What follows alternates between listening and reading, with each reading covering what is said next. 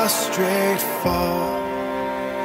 Bring forth the royal diadem and crown him Lord of all. Bring forth the royal diadem and crown him Lord of all.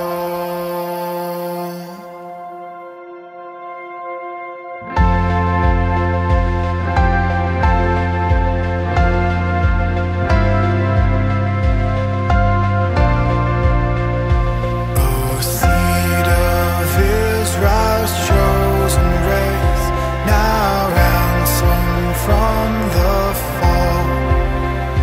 Hail him who saves you by his grace and crown him Lord of all. Hail him who saves you by his grace and crown him Lord of all.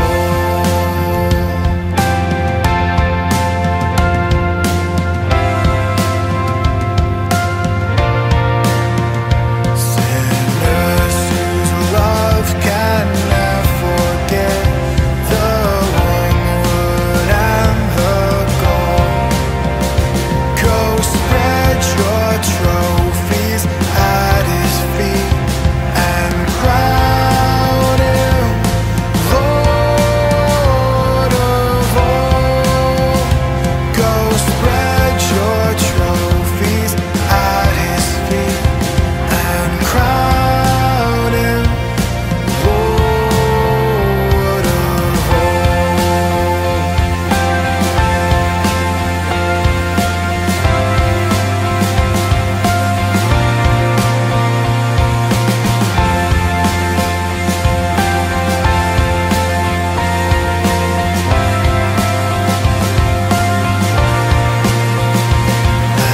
Every tribe and every tongue that bound creation's all, now shout in universal song, the crown is Lord of all.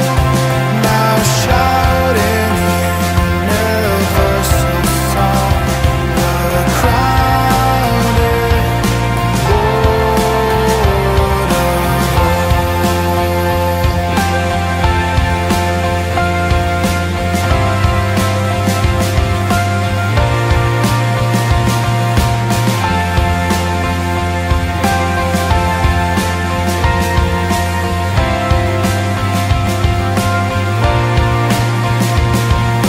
that with yonder sacred throng we at his feet may fall. We'll join the everlasting song and crown him Lord of all. We'll join the everlasting song and crown him Lord of all.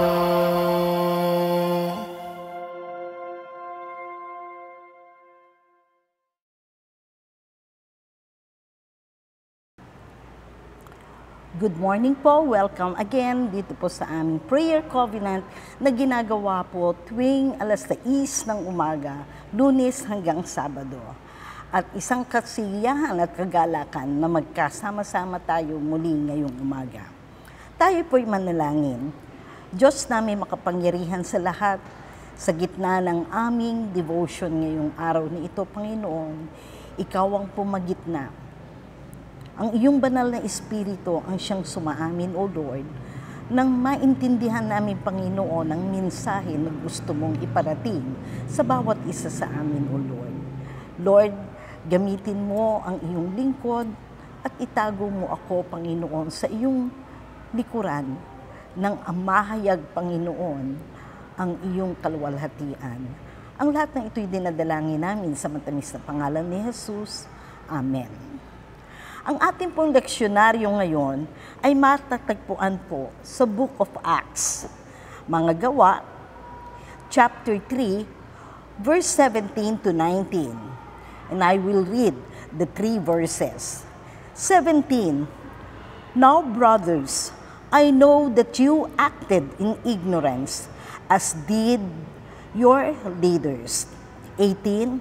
But this is how God fulfilled what He had foretold through all the prophets, saying that His Christ will suffer. 19.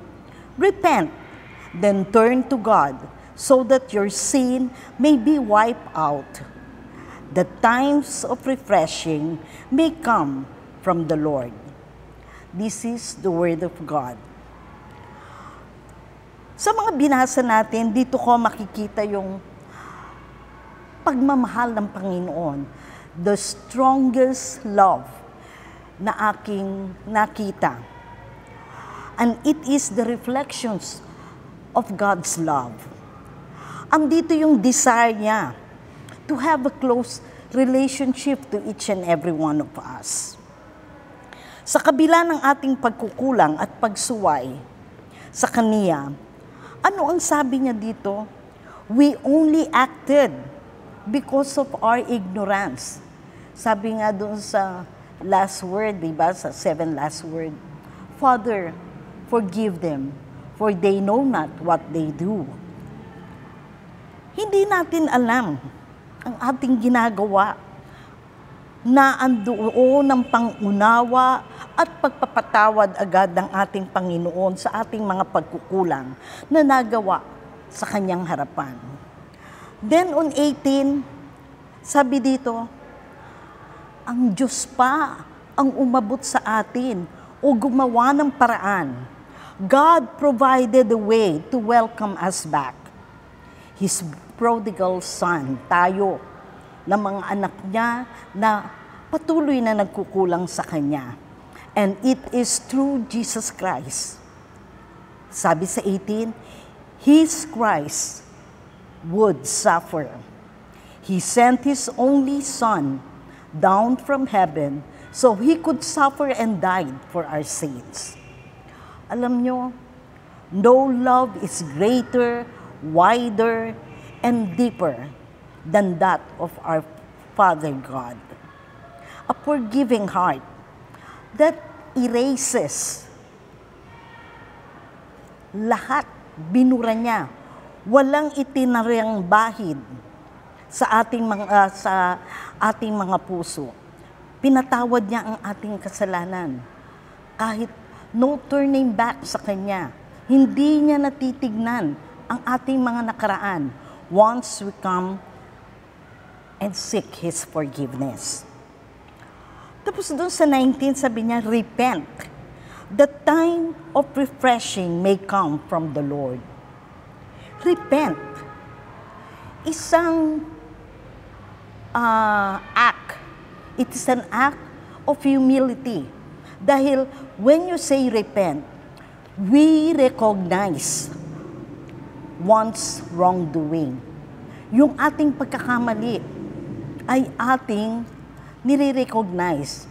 Tinatanggap natin na tayo ay nagkamali, tayo ay nagkasala. At ang pagtanggap ng pagkakamali, napakahirap gawin ito. Lalo na kung tayo ay may mga pride. Lalo na sa ating kapwa na hindi nating magawa. Isang pagpapakumbaba at pagtanggap ng ating pagkakamali. At doon lang natin mararanasan iyong pangako na time of refreshing will come from the Lord. Na kahit meron tayong problema, mga pagsubok, mararamdaman natin yung kapanatagan. Dahil alam natin na tayo, sa sarili natin, buong pusong nagpakumbaba at tinanggap ang ating pagkakamali sa harapan ng Diyos at ganun din ang ating paniniwala na tayo ay pinatawad ng ating Panginoon. Walang bahid ng pagkakamali ang makikita ng Panginoon sa ating puso kung ganun tayo lalapit sa Kanya. Refreshing means making us feel less. Diba? Pag mainit ang panahon at ikaw pagod at uminom ka ng tubig, makakaramdam ka ng ginhawa. Refreshing means you're not free of sufferings. You are still maybe in that situation. Yung situation natin na andudun tayo sa magulong mundo, andudun pa rin tayo sa problema natin, pero mararamdaman natin ang kapanatagan na kahit na andoon ang problema, na andoon na panatag tayo dahil naniniwala tayo, trusted natin yung mga pangako ng Panginoon. And doon sa mga bagay na yun, sabi ko nga, pag uminom tayo ng tubig, pag tayo init na init at uhaw na uhaw, this will supply something necessary to restore our lost strength. Ganon din sa Panginoon. Kahit meron tayong problema, pag nilapit natin sa Kanya at buong puso natin itong inunload sa Kanya at tinrust natin at nagrepent tayo na talagang buong buo sa puso natin, nagpakumbaba tayo, na andun din yung pag-strive natin, na pinipilit natin ang sarili natin na huwag balikan yung dati nating ginawa. Nag-strive tayo to correct ourselves para tayo ay yung ating pagkakamali na hiningi ng tawad sa Kanya ay hindi na natin mabalikan. We are weak. Sabi nga ng Panginoon, yung mga pangako na yon na binitawan sa atin ng Panginoon, alam niya na mahina tayo. Alam niya na makasalanan tayo. Hindi niya sinabi na if we go to Him and we are children of God, na mawawala itong mga problemang ito. Pero ang mga pangako niya, that He is only a prayer away, na andyan ang Panginoon. Sa ating kahinaan, Siya ang ating magiging kalakasan. At sa ating mga pagkukulang, Siya ang magpupuno at tutulong sa atin. Lumapit lamang tayo sa Kanya. God can really work in all situation. Na kahit ito ay maliit o malaki, ng mga problema natin, kasalanan nating nagawa, He can change our life. He cannot change the past, but He can work through our present sa tulong niya. At makokop natin ang mga problema na ito, makakayanan natin ito, at magkakaroon ng pagbabago sa buhay natin. Kung tayo, makikita yan sa ating pananaw ng ibang tao. Makikita nila ang pagbabago ng ating mga kasalanang nagawa na ating pinagsusumikapang gawing tama. He can work through our present. He can help us cope, change our situation. He can help us grow and strive with God's help.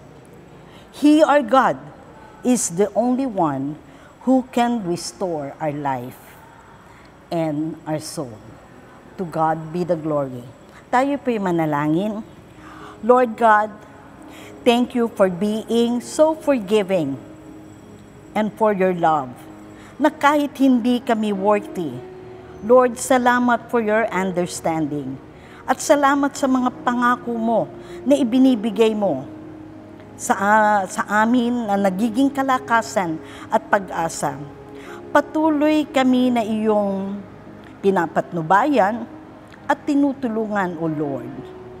Nawa, Panginoon, makita namin ang mga patnubay mong ito, ang mga aral na ibinibigay mo sa amin. At patuloy namin madama, Panginoon, yung strength na ini-impart mo sa amin. Para naman, Panginoon, maramdaman namin, O Lord, that we are not really alone. You are only a prayer away, O Lord. At kung kami ay lalapit sa iyo, magpapakumbaba, O Lord. Kami ay buong puso mong tatanggapin. Lord, tulungan mo kami. Gusto namin, Panginoon, na sumunod sa yapak ng aming Panginoong Hesukristo. Sabi nga namin, gusto naming bumait, hindi namin ito magagawa kung sa aming ganang sarili lamang. Hinihiling namin ang iyong patnubay, hinihiling namin ang iyong pagsubaybay at ang iyong tulong. Salamat sa hindi mo pagsuko sa buhay ng bawat isa sa amin. Lord, maraming salamat sa ibinigay mo sa aming napakagandang regalo na isinugo mo ang iyong bugtong na anak upang akuin, Panginoon, ang kaparusahang aming sanang tinanggap. Kaya naman, Panginoon, tulungan mo ang bawat isa sa amin. Salamat sa iyong pagmamahal. Ang lahat ng ito'y dinadalangin namin sa matamis na pangalan ni Jesus. Amen.